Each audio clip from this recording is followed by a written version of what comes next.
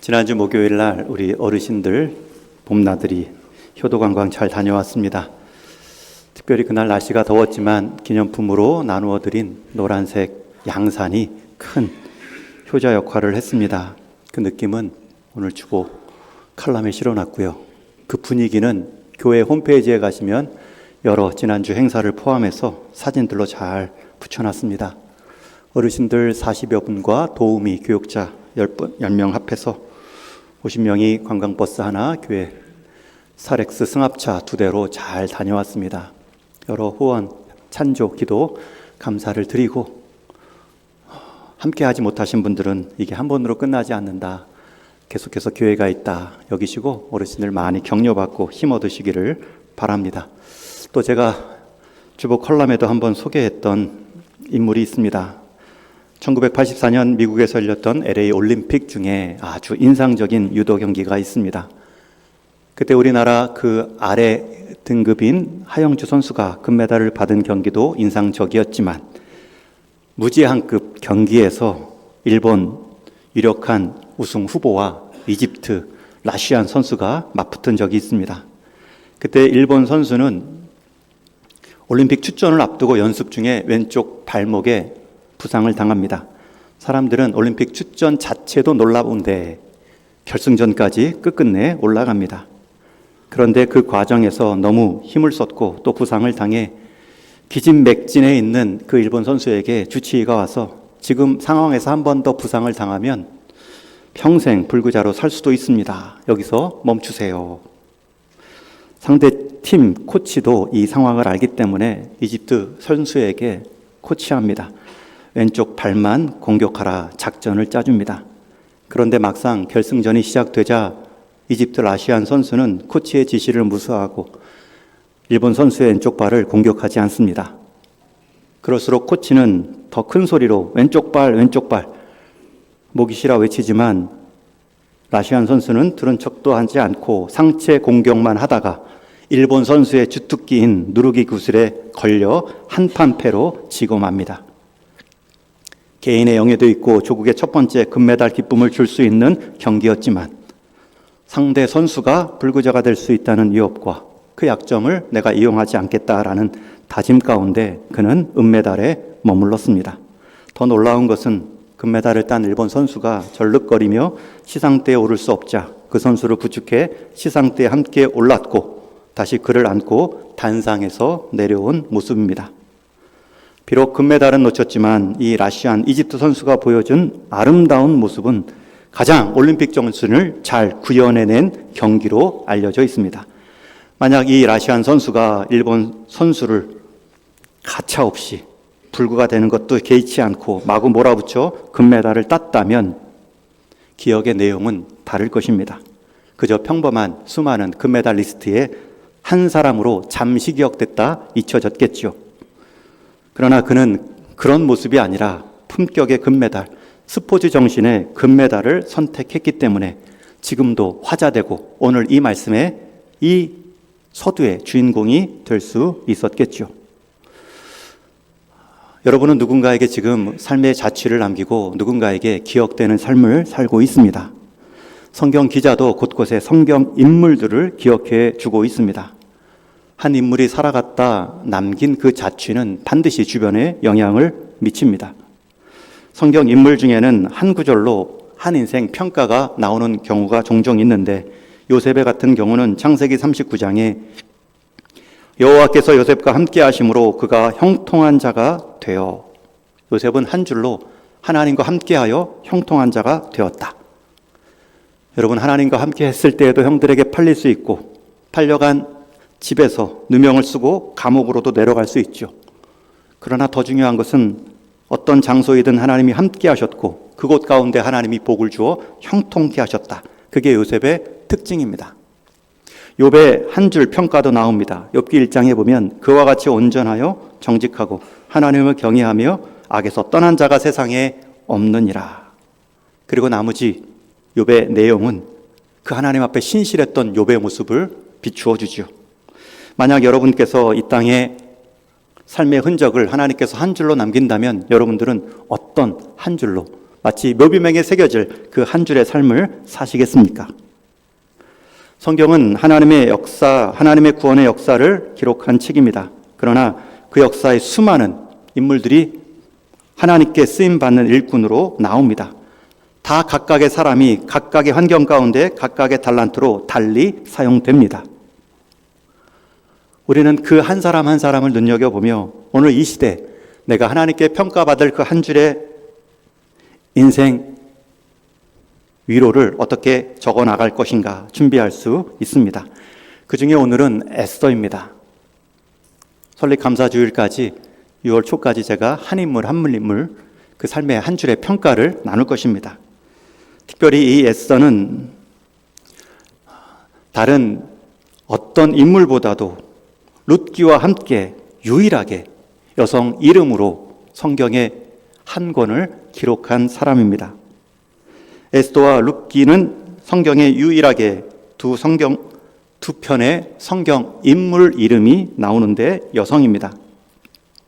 더욱이 이 에스더서에는 하나님이라는 표현이 한 번도 나오지 않지만 책 전체 내용은 하나님의 손길을 어느 성경보다 가장 선명하게 드러내고 있습니다. 이 에스더서 10장의 간략한 줄거리는 페르시아 제국 가운데 이루어진 일입니다. 성경에는 바사왕이라고 알려져 있죠. 아수에로 왕 때에 나라의 국력과 부를 자랑하고자 잔치를 벌입니다. 이때 이 아수에로 왕은 흥이 나고 술김에 자기 부인인 왕비를 자랑하려고 잔치 자리에 불렀지만 무슨 이유인지 왕비는 오기를 거절합니다. 화가 난 왕은 술김 더하기 홧김에 신하들에게 명령하여 왕비를 즉각 폐위시킵니다. 그러나 그 빈자리 얼마 지나지 않아 쓸쓸해 보이는 왕을 보며 부하들은 새로운 왕비를 맞이하라 청했고 전국에서 아름다운 여인들을 왕궁으로 불러들입니다. 그때 유대인이었던 에스더도 자신을 아버지처럼 길러준 사촌 오빠 모르드게의 조언에 따라 그 왕궁의 자리에 참여합니다. 결국 간택되어 왕의 사랑을 받는 왕비의 자리에 오릅니다. 그런데 그 모습을 지켜본 신하 중 하나 하만이라는 자가 시기하죠. 왕의 서열 다음에 버금가는 권력을 행사할 때에 자기 권력을 넓혀가는 과정에서 자기를 향해 절하지 않은 그 모르드게, 에스더의 사촌 모르드게를 죽이려 합니다. 아니, 모르드게뿐만 아니라 그가 속한 모든 유대 민족도 내가 다 죽이고 그의 재산을 몰수하리라. 그리고 법률을 만들고 조서를 꾸미며 왕의 도장까지 받습니다. 그런 상황에서 유대 민족이 아예 사라져버릴 중대한 위기 가운데 이 사실을 안 모르드게가 유대 민족 전체와 함께 금식하며 기도하고 베옷을 입고 왕궁에 있던 자기 사촌 에스더에게는 이 소식을 급히 알립니다. 그런 상황에 에스더는 오해하지요. 그 상황의 긴급성을 잘 모릅니다. 오히려 내가 지금 왕에게 나가면 죽임을 당할 수도 있습니다. 당시에는 왕이 먼저 오라 요청하지 않으면 그 누구도 나갈 수 없고 왕 후인 나도 나갈 수 없습니다. 왕을 보호하기 위한 안전법 중에 하나였을 것입니다. 그랬을 때 모르드게는 그 유명한 오늘 본문의 말씀을 이렇게 나누죠. 우리 14절 말씀을 같이 읽겠습니다. 시작. 이때 내가 만일 잠잠하여 말이 없으면 유다인은 다른 데로 말미암아 노임과 구원을 얻으려니와 너와 내 아비의 집은 멸망하리라. 내가 왕후의 자리를 얻은 것이 이때를 위함이 아닌지 누가 알겠느냐 하니. 결국 이 말에 사촌 모르드게의 강력한 조언 하에 에스더는 죽으면 죽으리이다. 모든 사람들에게 3일간의 금식과 기도 요청을 한 후에 왕에게 나아가고 또 왕은 그 에스더의 말을 듣고 그 함부로 나온 것에 대한 용서뿐만 아니라 그 억울한 죽음을 다 뒤집는 일들을 일으킵니다. 오늘 본문의 이야기는 이 에스더 말씀의 주요 줄거리는 한 여인의 결단을 보여주는 내용이 아닙니다. 급박한 위기의 시대 가운데 어떻게 하나님은 한 사람의 헌신을 통해 그 공동체를 살리시고 새롭게 하시는가를 보여주는 교훈입니다. 오늘 이 말씀은 동일하게 우리 동인 성도들에게도 질문합니다. 오늘 나를 동인의 공동체 한 예배자로 부르신 이유가 무엇인가? 오늘 나를 이 아침에도 하나님을 믿는 믿음의 예배자로, 자녀로 부르신 이유는 무엇인가? 여러분, 그것을 깨달아야 우리가 하나님께 속한, 하나님께서 귀히 여기시고 기억하시는 일꾼다운 일꾼이 될 수 있습니다. 오늘 애써서는 그러한 일꾼다운 일꾼, 하나님이 기억하시고 하나님이 그 인생을 통해 공동체를 복 주시는 두 가지 원리가 나옵니다. 첫 번째가 4절입니다. 함께 읽겠습니다. 시작. 에스더의 시녀와 내시가 나와 전하니 왕후가 매우 근심하여 입을 의복을 모르드게에게 보내어 그 굵은 베옷을 벗기고자 하나 모르드게가 받지 아니하는지라. 에스더가 시녀와 내시를 통해 밖의 궁 상황을 듣습니다. 유대인들의 지금 모습이 베옷을 입고 특별히 사촌 모르드게가 굵은 베옷과 함께 근심하듯 기도하고 있는 거예요. 그랬을 때 에스더는 시녀와 내시를 통하여서 입을 의복을 주고 그 입고 있던 굵은 베옷을 벗기려 합니다. 여러분, 이게 중요합니다. 에스더는 밖의 궁 사람들, 유다인들, 특별히 모르드게의 슬픔을 들었습니다. 모르드게는 굵은 베옷을 입고 죄를 뒤집어 쓴 채 울고 있습니다. 그런데 궁 안에 에스더는 그 문제의 본질을 모릅니다. 옷을 벗고 있으니, 베옷을 입고 있으니 옷을 보내주어 외적인 해결로 다가섭니다. 그런데 지금 모르드게는 입을 옷이 필요한 것이 아니라 함께 울어줄 사람이 필요했습니다. 여러분, 이 장면이 매우 중요합니다. 많은 성도들이, 많은 일꾼들이 헌신하십시오라고 말할 때 가장 떠오르는 생각은 내가 무엇을 해야 되는 것으로 착각하지요. 무엇을 드려야 된다라고 먼저 생각합니다. 그러나 오늘 본문에서는 헌신의 시작을 무엇을 하는 것 이전에 무엇을 함께 공동체와 느끼고 있는가 질문합니다. 하나님의 사람은 하나님의 공동체 가운데, 하나님의 아픔 가운데 무감각할 수 없습니다. 교회가 어려울 때, 다음 세대가 흔들릴 때, 가정들이 무너지고 전도가 힘을 잃을 때, 그때 하나님의 사람은 누군가 하겠지라고 그냥 지나치지 않습니다. 그 마음에 거룩한 부담이 생깁니다. 그 부담은 스트레스가 아닙니다. 하나님이 주시는 마음입니다. 에스더는 처음에 궁 안에 있고 궁 안의 마음가짐으로 궁 밖의 사람들의 문제를 해결하려 합니다. 궁 안에 있는 부유한 옷을 궁 밖에 필요한 사람들에게 나눠주면 자기 역할 다 한 줄로 알았겠죠. 하지만 모르드게의 눈물을 통해 그녀는 다시 공동체, 그 공동체의 어려움과 현실을 제대로 보기 시작합니다. 오늘날 교회 일꾼들, 하나님께 귀하게 기억되는 일꾼들도 마찬가지입니다. 하나님께 쓰임받는 헌신의 일꾼은 잘 보이는 화려한 무대에서 행동으로 시작하는 것이 아닙니다. 약한 곳, 보이지 않는 곳, 눈물이 있는 곳, 그곳에 찾아가 먼저 동감의 마음을 회복하는 데서 시작하는 것입니다. 예수님도 예루살렘을 위해 무엇을 하기 전에 예루살렘을 보시고 먼저 우셨습니다. 교회가 성숙되고 성장하려면 먼저 공감의 눈물로 회복하는 것입니다. 내가 혹시 공동체의 약함, 공동체의 아픔 가운데 나만 홀로 편하게 지내지는 않았는가? 공동체의 아픔과 필요를 보고 느끼게 해 주십시오. 여러분, 그것이 헌신의 첫 걸음입니다. 헌신은 하나님 보시기에 하나님 백성의 아파하시는 모습을 함께 아파하는 것입니다.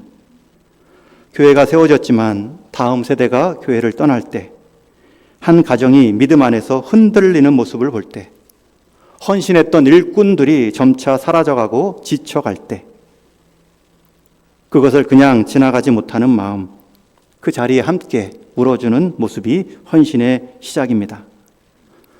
모르드게가 흘렸던 눈물은 단순한 억울한 슬픔의 눈물이 아닙니다. 하나님께 긍휼을 구하는 눈물이고 미래를 포기하지 않겠다는 믿음의 다짐입니다. 교회의 회복도 가정의 회복도 항상 그 공감의 기도에서 시작됩니다. 하나님 말씀의 부흥, 하나님 교회의 역사는 항상 그 숨은 일꾼들의 기도로 그 자리에 공감을 회복했기 때문입니다. 여러분의 자리에서 교회 공동체의 약함, 여러분들이 느껴지는 성도의 아픔들, 그 눈물들 외면하지 마시고 어쩌면 하나님께서는 그 연약함 가운데 우리를 깨우시기 위한, 그 부족함 가운데 우리를 세우시기 위한 하나님의 역사의 시작임을 우리는 믿으셔야 됩니다. 공감의 모습이 여러분이 하나님께 기억되고 귀하게 여김받는 일꾼의 시작입니다. 두 번째로 하나님께서 귀하게 쓰시는 일꾼들의 조건이 11절에 나옵니다. 우리 11절 말씀도 같이 읽습니다. 시작. 왕의 신하들과 왕의 각 지방 백성이 다 알거니와 남녀를 막론하고 부름을 받지 아니하고 안뜰에 들어가서 왕에게 나아가면 오직 죽이는 법이요 왕이 그자에게 금규를 내밀어야 살 것이라. 이제 내가 부름을 입어 왕에게 나가지 못한 지가 이미 30일이라 하라 하니라. 에스더는 모르드게 사촌의 요청을 받고 곧바로 순종하지 못합니다. 오히려 방금 읽은 본문처럼 현실적인 이유를 말하지요. 왕의 부름 없이 왕에게 나아가는 자는 죽을 수도 있습니다. 그 말은 법률이고 틀리지 않는 사실입니다. 그러나 그것은 매우 현실적인 선택이죠. 하나님의 관점과 하나님의 방법을 기대하는 믿음이 없는 사실입니다. 왕후의 자리는 영광스러움의 자리일 수 있지만 그곳에 세운 하나님께서 함께하지 않으시면 언제든지 무너질 수 있는 세속 자리입니다.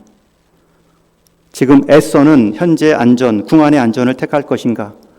궁 안의 하나님의 역사를 바라보며 믿음으로 택할 것인가? 선택 앞에 서 있습니다. 여러분, 공감했다고, 그 어려운 환경과 형편을 내가 느꼈다고, 내가 내 자녀의 입장에서 내 자녀의 어려움을 헤아리고, 자녀는 부모의 입장에서 부모의 이 시대를 살아가는 그 어려움들을 헤아렸다고 해서 여러분, 이렇게 보이는 현실의 문제가 당장 사라지는 것은 아닙니다. 우리도 늘 같은 선택 앞에 섭니다. 그래도 내 안정적인 삶이 낫지. 아니면 이 일을 통해 새롭게 일하실, 새로운 관계의 회복을 주실 하나님 부르심 앞에 내가 응답할 것인가? 내 습관과 계획을, 시간을 계속 살던 대로 살 것인가? 아니면 하나님께서 부르신 가운데 내 삶을 여러 불순종의 이유가 있다 할지라도 바꾸며 살아갈 것인가? 내 계획을 먼저 내세울 것인가? 나를 향한 하나님의 계획을 기대해 볼 것인가? 그렇게 고민하고 있을 때 사촌 모르드게는 에스더에게 말합니다. 내가 왕후의 자리를 얻은 것이 이때를 위함인지 누가 알겠느냐? 지금 에스더는 왕후의 자리 때문에 더 숨으려고 하는데 모르드게는 그 왕후의 자리를 얻은 것이 지금 이 어려운 때를 위함이 아니겠느냐? 여러분, 이것은 단순한 도전의 말이 아닙니다. 에스더에게 대한 새로운 정체성에 대한 선언입니다. 에스더야, 너는 지금까지 왕후의 자리에서, 왕궁 안에서 보호받는 삶을 살았다면 이제부터는 너가 왕궁의 그 권위를 갖고 누군가를 보호하는 삶을 살 수 있다. 에스더야, 너는 지금 내 자리가 너가 만든 너의 수고로 얻어진 열매로 여기겠지만 거기 세운 하나님이 간섭하신 하나님이 주신 자리이다. 여러분, 이게 얼마나 큰 차이를 가져오는지 모릅니다. 내 삶의 모든 자리와 수고의 열매, 내 창고에 가득한 것들이 내 수고로만 얻은 나를 안전하게 지킬 것이라 여기면 우리의 정체성은 절대 바뀌지 않습니다. 그러나 그 자리를, 그 달란트를, 그 창고의 열매들을 하나님이 이때를 위해 주신 것이 아니겠는가? 하나님이 주신 자리와 하나님이 주신 하나님의 기원을 인정하면 방향성은 바뀝니다. 여러분에게 있어서도 여러분의 직장, 여러분의 가정, 여러분의 직분, 여러분의 달란트, 우연히 주어진 것이 아닙니다. 하나님은 결코 목적 없이 사람을 세우지 않으십니다. 계획 없이 달란트를 주시지 않으십니다. 물론 지금 여러분의 자리가 힘들 수도 있고 책임이 버거워 보일 수도 있습니다. 그러나 그 자리는 짐이 아니라 힘입니다. 여러분들의 믿음의 근력을 강화시키는 하나님이 힘 주시는 방법입니다. 헌신은 내가 완벽히 준비될 때 시작하는 것이 아닙니다. 헌신은 내가 준비되는 것이 아니라 이미 준비하신 하나님을 믿고 발걸음을 떼는 것이 참된 믿음입니다. 믿음이란 두려움이 다 사라진 뒤에 시작되는 것이 아닙니다. 믿음은 두려움이 있는 상황에서도 그 지속된 발걸음을 멈추지 않는 것입니다. 그 길의 끝은 하나님이 예비하신 미래가 있음을 믿고 순종의 삶을 지속해 가는 것입니다. 하나님은 우리에게 똑같이 오늘 물을 수 있습니다. 너가 오늘 이렇게 건강한 모습으로 나를 향한 믿음을 갖고 예배하는 이유를 알고 있겠느냐? 너가 그렇게 건강한 몸을 갖고 있느냐? 혹시 연약한 사람을 배려하라는 것 아니겠느냐? 내가 먼저 믿었느냐? 아니면 아직 믿지 못한 자들을 위한 나의 선택임을 너가 알지 못하느냐? 너가 먼저 직분을 가졌느냐? 너가 먼저 헌신하여 교회의 미래를 준비하라는 뜻이 아니겠느냐? 너에게 얻은 특별한 은혜가 있느냐? 이 특별한 필요를 이 공동체 가운데 헌신으로 보일 때에 이때를 위함이 아니겠느냐? 하나님은 지금 우리에게도 묻고 계십니다. 신앙생활을 하다 보면 이런 이야기를 많이 듣지요. 조금 더 안정되면 섬기겠습니다.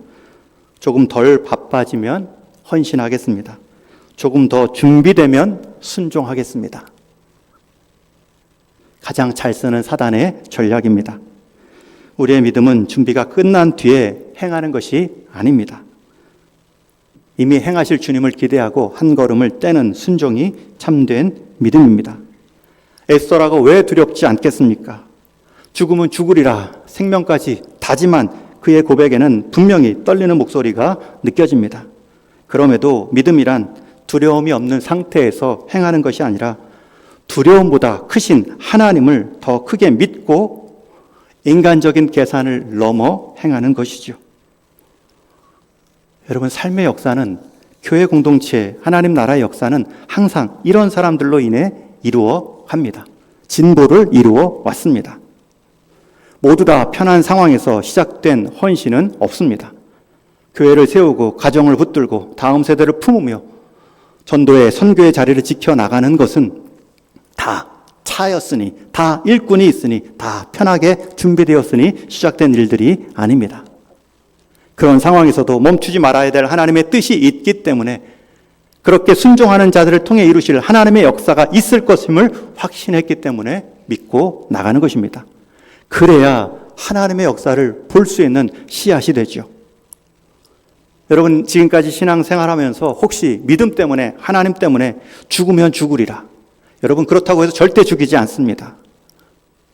그러나 한번 죽으면 죽으리라. 하나님 때문에 행한 일들은 무엇입니까? 여러분, 목회자라고 해서, 선교사와 목사라고 해서 그런 고백들이 쉽게 나오지 않습니다. 그러나 그 많은 여정들을 돌이켜볼 때 절대 죽이지 않으신다. 에스더는 죽으면 죽으리다 라고 고백하고 있지만 비장함의 표현도 담겨 있고 믿음의 새로운 정체성의 선언도 담겨 있습니다. 이제는 내 자리, 이 왕후의 자리가 누림과 보호의 자리가 아니라 이 자리를 통해 민족을 살리는, 보호하는 역할을 감당하겠다. 그 한 사람을 통해 하나님은 유다 공동체를 새롭게 하셨습니다. 드린 것 같지만 하나님은 더 크게 그를 채우셨습니다. 우리는 말합니다. 하나님 도와주시고 역사하여 주옵소서. 그러나 하나님은 우리를 돕고 역사할 믿음의 씨앗을 드려본 적이 없지요. 우리는 헌신을 잃는 것이라 생각하지만 하나님은 우리가 뭘 드렸다고 해서 부족한 하나님이 채움받는 것이 아니죠. 오히려 그 믿음을 보고 우리를 더 채워주시려고 우리에게 시간과 물질과 체력과 내 삶의 우선순위를 물으실 때가 있습니다. 그러나 우리는 그 하나님을 믿지 못하고 내 삶의 관성대로, 육신의 생활 습관대로 살아왔다가 하나님의 역사가 없다고 스스로 주저앉을 때가 있습니다. 믿음의 씨앗을 한 번도 던져보지 못한 채 믿음의 열매만을 구하는 헌신을 말할 때가 있죠. 하나님께 드려진 것은 결코 사라지지 않습니다. 하나님은 그 드려진 것을 받아 반드시 생명의 번성으로 결실케 해 주십니다. 한 어머니의 끊임없는 기도는 자녀의 미래를 바꿉니다. 한 교사의 헌신은 다음 세대 새로운 영적 분위기를 일으킬 수 있습니다. 한 직분자의 충성은 교회의 문화를 바꿀 수 있습니다. 실제로 그런 일들이 지금 이루어지고 있습니다. 그리고 무엇보다 헌신은 드리는 사람, 그 사람 자신을 새롭게 바꿉니다. 처음에는 그것이 의무처럼 여겨지지만 나중엔 깨닫죠. 이건 특권이었구나. 처음에는 부담처럼 보였지만 이거는 하나님의 숨은 기쁨의 열매이구나. 아무리 설교해도 해보아야 느끼는 것인데, 여러분, 사과를 아무리 설명해도 시고 달콤합니다 라고 말해도 한번 입에 깨무는 것만큼 가장 분명한 설명은 없기 때문에 여러분이 헌신하셔야 됩니다. 참된 헌신은 절대 사람의 희생으로만 끝나지 않고 하나님 생명의 기쁨과 번성을 남기죠. 우리 10장 3절 전체 에스더서의 결론되는 말씀을 함께 읽겠습니다. 시작. 유다인 모르드게가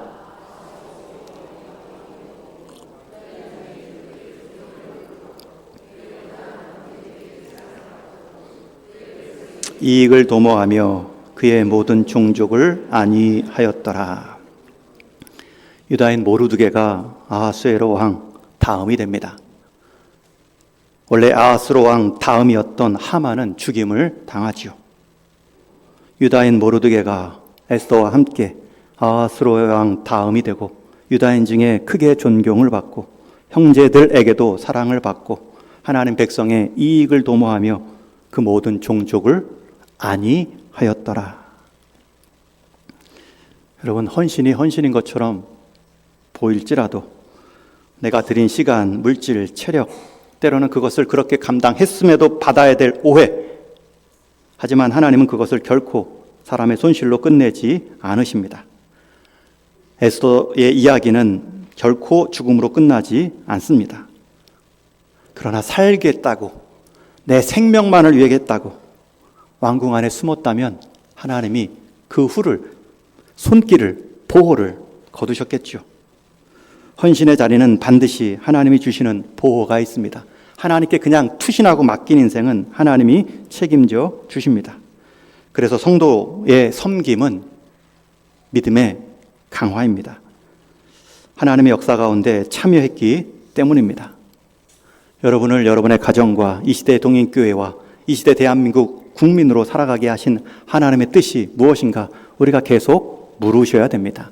너가 있는 그 자리가 이때를 위한 자리임을 너는 믿느냐?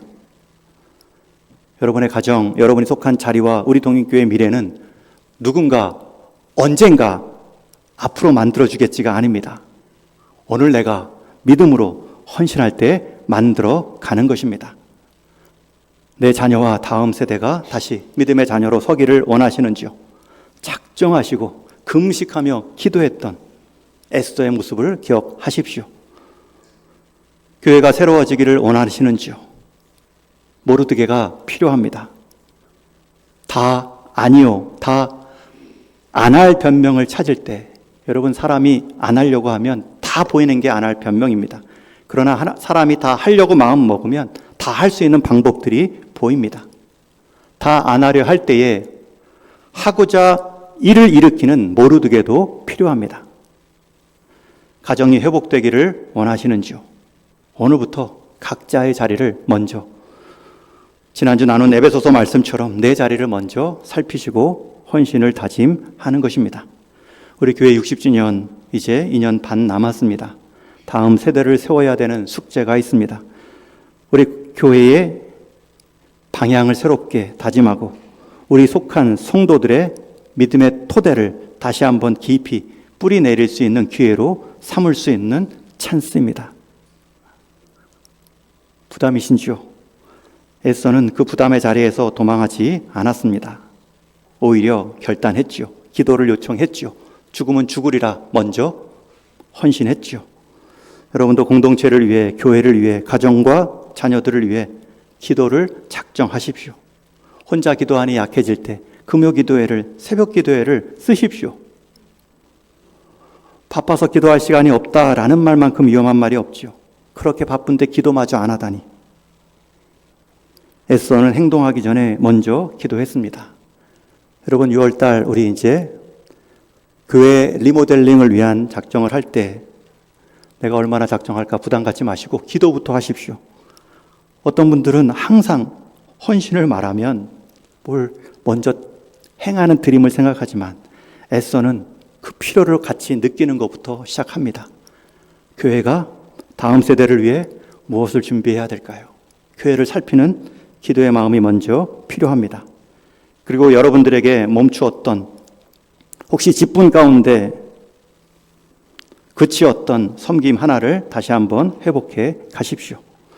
여러분의 직분을 에스더가 왕궁 안에서 숨는 대로만 쓰지 않았던 것처럼 여러분의 직분을 왕궁 밖에 보호하는 데 쓰겠다. 멈춘 여러분의 헌신을 새롭게 하십시오. 기도의 자리, 예배의 자리, 찬양과 신방과 교육과 봉사와 세거적 어떤 형편의 헌신이든지 간에 그것을 다시 이어가셔야 됩니다. 하나님은 지금도 완벽한 사람을 찾지 않으십니다. 하나님이 완벽하시기 때문에 하나님은 그 하나님의 완벽함을 믿고 순종할 사람을 찾으십니다. 여러분들이 오늘 상황에 여러분의 가정과 교회의 최고의 적임자임을 믿습니다. 이런 말 하면 다 이런 생각 들 수 있죠. 에스더가 처음 가졌던 마음처럼 왜 지금입니까? 왜 제가 왕후가 된 이래 이런 요청과 문제가 생겼습니까? 여러분, 그것은 위기가 아니라 기회입니다. 왜 내가 왕비일 때, 왜 내가 이렇게 잘 나갈 때, 왜 내가 이렇게 벌었을 때, 왜 내가 이렇게 건강했을 때 이런 필요가 있습니까? 라고 물을 것이 아니라 하나님이 그 역할을 감당하도록 내게 이런 자리와 건강과 은혜를 주신 것이구나. 저는 오늘 여러분들께 모르드게 역할도 하고 싶습니다. 여러분들이 지금 여러분의 자리에 서신 것은 바로 오늘 이 동인교회 다음 세대 우리의 속한 동인의 공동체들을 받아내기 위함입니다. 그저 잠잠하고 있어도 하나님은 하나님의 일을 이루십니다. 여러분 없어도, 헌신 없어도 충분히 하나님은 하나님의 일을 이루어 가십니다. 그냥 나만 소외될 뿐입니다. 하나님의 역사에 동참하지 못해 평생 살아갈 때 하나님이 나와 함께 하셨다, 그 하나님을 믿고 나는 죽으면 죽으리다 라는 고백을 한 번도 드리지 못한 미천한 믿음만 있을 뿐입니다. 그러니 여러분의 자리와 역할, 헌신을 남에게 돌리지 마시고 누군가 하겠지 마시고 막연히 미래에 떠넘기지 마시고 오늘 내가 감당하는 것입니다. 에스더는 연약한 한 여인에 불과했지만 이 도전 앞에 죽으면 죽으리라 순종함으로 성경이 기록하는 인물이 되었습니다. 성경 66권의 한 권의 제목이 되었습니다. 여러분, 왕궁 안에 왕후의 자리에 빠져서 황금빛 금메달만 남겼다면 성경은커녕 역사가 기억하지 못했을 것입니다. 그러나 품격의 금메달, 신앙의 금메달, 헌신의 금메달, 내가 속한 공동체를 살피는 배려의 금메달로 왕후 에스더는 그의 자취를 남겼습니다. 이제 말씀을 맺습니다. 에스더는 가장 민족적으로 불안정했던 위기의 시대에 쓰임받은 여인입니다. 남유다는 무너졌고 성전은 파괴되었고 하나님의 백성은 다 흩어진 상태입니다. 그러한 상황의 포로 생활은 단순히 장소를 잃은 것이 아니라 하나님 백성담의 정체성을 잃어가는 시간이기도 했습니다. 하나님을 예배했던 자리도, 스스로의 정체성도, 언약의 백성이라는 확신도 다 흔들리던 상황입니다. 심지어 한 민족의 괴멸을 꾀하는 한 사람의 계획도 있었던 시기입니다. 그럴 때 하나님은 놀랍게도 가장 절망적인 시기에 가장 정교하게 가장 연약한 한 여인을 통해 새 일을 이루셨습니다. 페르시아라는 제국의 거대한 앞에서 한 소녀, 일찍 부모를 잃고 사촌 우파의 손에서 자란 그 에스더, 그리고 그를 믿음으로 양육했던 모르드게, 누구도 이들의 삶이 민족의 역사를 바꿀 것이라고는 예상하지 못했습니다. 그러나 놀라운 것은 하나님은 위기가 있기 전부터 그런 사람을 준비해 놓으셨다는 사실입니다. 하만의 악한 계획이 시작되기 전부터 하나님은 에스더를 왕후의 자리로 올려 놓으셨습니다. 민족의 죽음이 위기를 맞기 전부터 하나님은 믿음의 사람 모르드게를 예비해 놓으셨습니다. 이게 하나님의 동일한 오늘날 역사 방식입니다. 우리는 위기를 만나면 왜 이런 일이 나에게? 라고 묻고 싶지만 하나님은 이미 그 일을 위해 내가 누구를 준비해 놓았다 말씀하십니다. 우리 교회도, 나 개인의 신앙도, 우리 가정도, 다음 세대도 지금 변화의 기로에 서 있습니다. 지금 사회는 속도감에 멀미날 정도로 빠르게 바뀌고 있고 젊은 세대들은 신앙의 가치관이 다 흔들리고 있으며 심지어 세대 간의 언어도 다른 형편으로 살아가고 있습니다. 교회의 미래를 걱정하고 어떤 사람은 다음 세대를 보며 안타까워합니다. 그러나 분명한 것은 하나님은 지금도 에스더와 모르드게를 준비하고 계시다는 것입니다. 그 준비 속에 우리도 있습니다.